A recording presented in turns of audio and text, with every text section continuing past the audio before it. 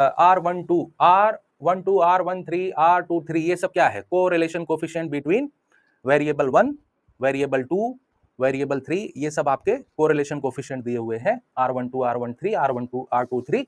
और क्या पूछ रहा है? The value of correlation coefficient between x1 and x3 after linear effect of x2 on each of them. मतलब एक जो वेरिएबल है, दोनों का इफेक्ट, देखो ऐसे समझो, x1 और x2 के बीच में क्या निकालना है? कोरिलेशन कोफिशिएंट निकालना है। और कह रहा है कि x2 का जो इफेक्ट पड़ रहा है वो दोनों पे सेम पड़ रहा है ना, तो फिर इसका क्या मतलब हुआ?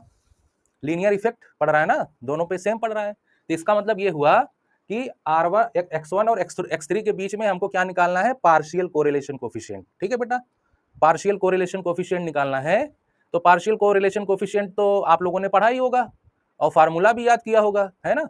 तो इस क्वेश्चन में कुछ था नहीं, बस अगर आपको फार्मूला याद है डायरेक्टली पुट करो, सोल्यूशन आपके हाथ में। ठीक है, चलो देखते हैं कैसे लगता है ये क्वेश्चन, है ना। सारी वैल्यूज आपको दी हुई हैं, बस आपको सॉल्व करना है। ठीक है बेटा, तो आपको निकालना क्या है? देखो R13, 2, देखो ये नोटेशन आप लोगों ने पढ़ा होगा। इसका मतलब ये है कि correlation partial correlation coefficient between 1 and 3 after fixing the effect of variable 2। बस इसका मतलब यही है ना। तो डायरेक्टली आप क्या करो, फार्मूले में इसको पुट कर दो, है ना बेटा। तो चलो फार्मूला लिख देते हैं इसका।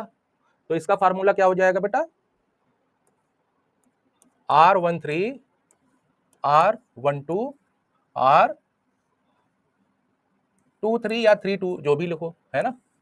और फिर √1 minus R12 square 1 minus R23 square. बस यही फार्मूला है, इसी में आपको सारी वैल्यूज को पुट कर देना है। और सारी वैल्यूज आपको दी हुई हैं, देखो सारी वैल्यूज आपको दी हुई हैं। तो चलो रख देते हैं, है ना बेटा। तो R13 की वैल्यू कितनी दी है? -0.4। और R12 की वैल्यू कितनी दी है? 0.8। ठीक है, और इंटू R23 की वैल्यू कितनी दी है? 0। ठीक है, और फिर उसके बाद 1 माइनस R12, तो ये आपका 0.8 स्क्वायर और 1 माइनस R23 क्या है? चलो वो तो 0 है ही, है ना बेटा। तो ये आपका क्या हो जाएगा? ये आपका -0.4। ठीक है, -0.4, और ये आपका हो जाएगा 1 माइनस 0.8 स्क्वायर मतलब 0.64।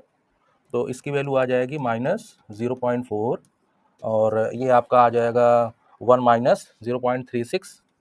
तो ये आपका 0.36, दैट इज 0.4 अपॉन 0.6 माइनस, तो इसकी वैल्यू क्या आ जाएगी बेटा?